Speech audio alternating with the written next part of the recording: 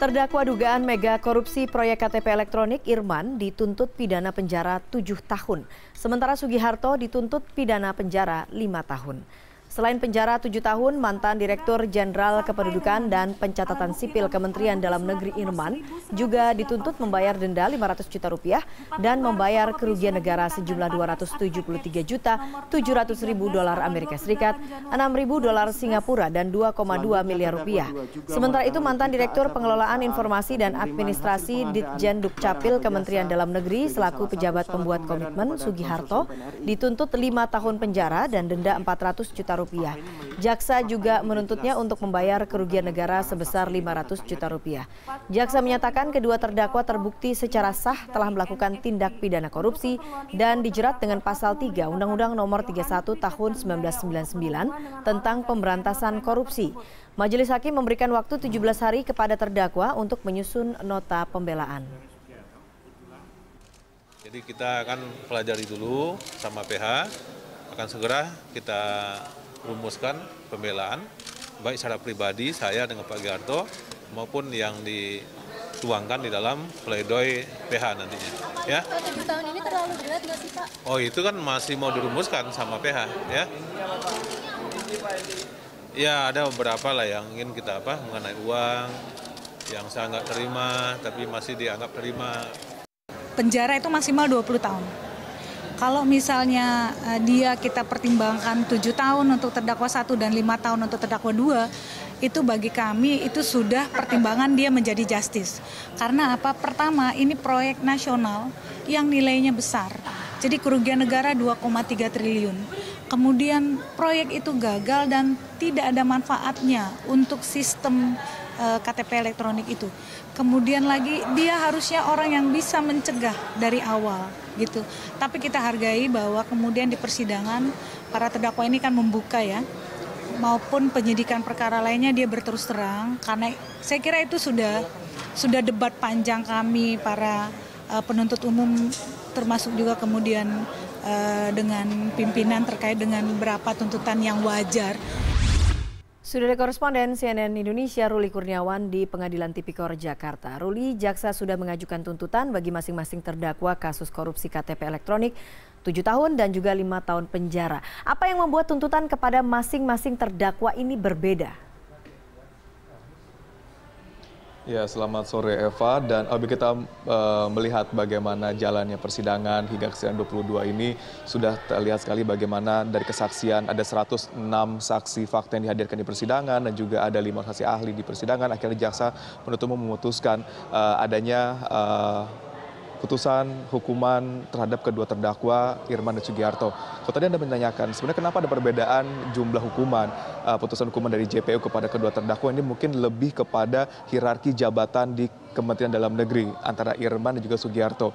Kita tahu sama-sama Irman pada kala itu menjabat sebagai Dirjen Dukcapil Kementerian Dalam Negeri, sedangkan Sugiharto adalah bawahan dari Irman yang kala itu menjabat sebagai Direktur Pengelolaan Informasi Kependudukan Dukcapil Kementerian Dalam Negeri.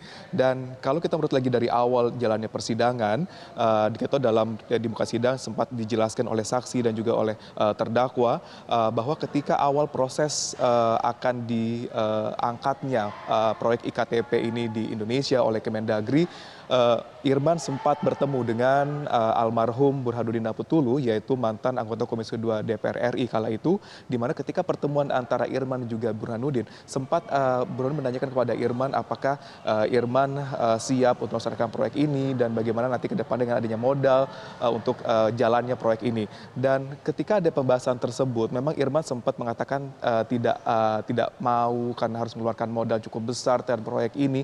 Namun dalam pertemuan itu Burhanuddin menjelaskan lagi kepada Irman bahwa jangan khawatir karena untuk bisa menggolkan proyek ini di DPR, Burhanuddin akan bisa dibilang membutuhkan bantuan teman-teman di DPR, terutama Komisi 2 dan juga adanya bantuan dari pemilik modal seperti itu.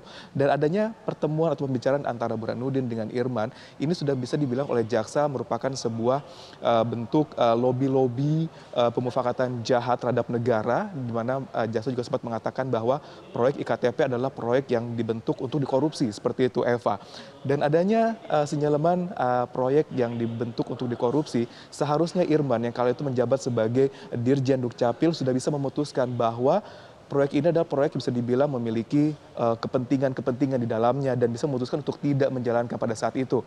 Namun yang terjadi bukan memutuskan untuk tidak menjalankan proyek IKTP dengan adanya sinyaleman-sinyaleman bahwa proyek ini akan rentan dikorupsi. Irman justru mengajak anak buahnya yaitu Sugiharto untuk bisa dibilang ikut serta dalam bisa dibilang proyek IKTP ini, terutama untuk melakukan distribusi dana ataupun anggaran kepada sejumlah pihak. Dan juga Irman juga mengajak sekjen dari Kemendagri yaitu Dia Anggreni dan untuk melakukan perhitungan-perhitungan mengenai distribusi anggaran ataupun dana dari Kemendagri menuju ke Komisi 2 DPR RI. Dan juga pada tadi sebelumnya ketika Irman berbicara dengan Burhanuddin Namitpulu, di sana juga sempat dikatakan oleh Burhanuddin bahwa nanti Irman jangan khawatir untuk prosesnya seperti apa, karena akan ada orang yang bisa dibilang akan mengatur jalannya proyek IKTP. Dalam hal ini adalah Andi Narogong ataupun Andi Agustinus. Dan dari situlah mulai adanya lingkaran, sekali bilang lingkaran setan proyek IKTP ini antara Kemendagri, Andi Agustinus ataupun Andi Narogong dengan Komisi 2 DPR RI.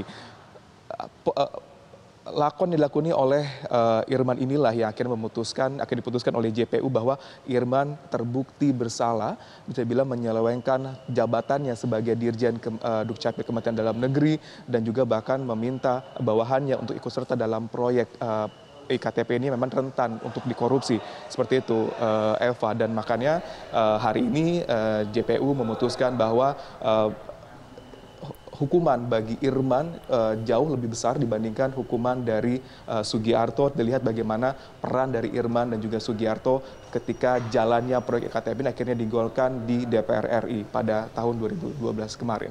Eva. Baik, itu tadi pertimbangan mengapa kemudian tuntutan terhadap Irman dan Sugiharto berbeda. Tapi bagaimana kemudian respon dari masing-masing terdakwa setelah mendengar tuntutan dari jaksa penuntut umum ini, Ruli? Iya, ya pastinya kedua terdakwa dan juga kuasa hukum cukup bisa bilang kaget dan tidak menerima hasil putusan dari JPU. Karena mengingat pada 9 Juni kemarin, kedua terdakwa sudah menunjukkan diri untuk menjadi Justice Collaborator KPK untuk membuka borok dari proyek korupsi IKTP ini memberikan negara sekitar 2,3 triliun.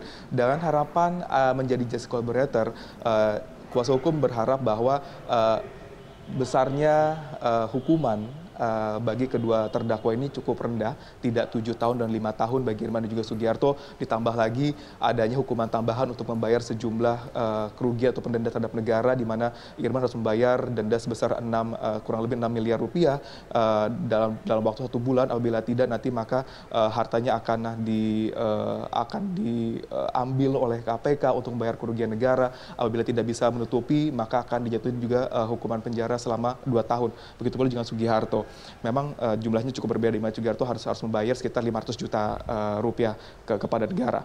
Dan mereka pasti melihat akan terus bisa dibilang melihat bagaimana respon dari kedua terdakwa oleh kuasa hukum juga. Dan nanti pada tanggal 10 Juli nanti kita akan lihat bagaimana pembelaan dari kuasa hukum. Apakah nanti pembelaan ini, pledoi ini akan bisa dibilang menjadi cermatan bagi hakim untuk bisa dibilang mengurangi hukuman bagi kedua terdakwa. Tapi Eva, sebenarnya menurut saya proyek IKTP ini dengan mega korupsi IKTP ini tidak berhenti dengan penetapan status oleh Irman dan juga Sugiharto sebagai orang dari Kemendagri. Namun dalam jalannya persidangan selama ini terungkap banyak sekali nama-nama yang keluar di persidangan yang menyangkut nama-nama besar di Indonesia. Baik ada nama Setia Novanto di sana, ada nama Ganjar Pranowo di sana, juga ada Olido Kome di sana dari Komisi 3 dan juga dari Banggar DPR RI. Dan ini juga ada Miriam Haryani juga yang ada di sana. Nama-nama ini tentunya harus dengan Andi Narogong menjadi tersangka. Nama-nama ini seharusnya terus dicermati oleh jaksa penuntut umum supaya nanti arah dari proyek IKTP tidak hanya bisa memenjarakan Irman dan juga Sugiharto saja, namun bisa menyeret aktor-aktor lain di balik IKTP yang merugikan negara triliun rupiah ini.